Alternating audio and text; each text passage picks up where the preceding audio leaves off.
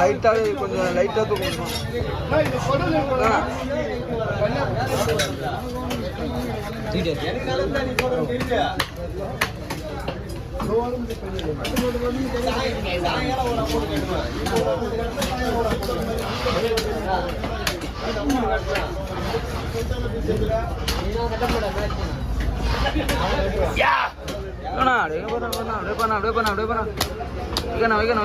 பக்கண்ணா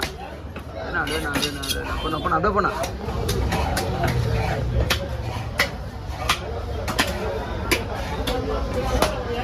செனா இருக்கு பாய், செனா இருக்கு இருக்கணும்.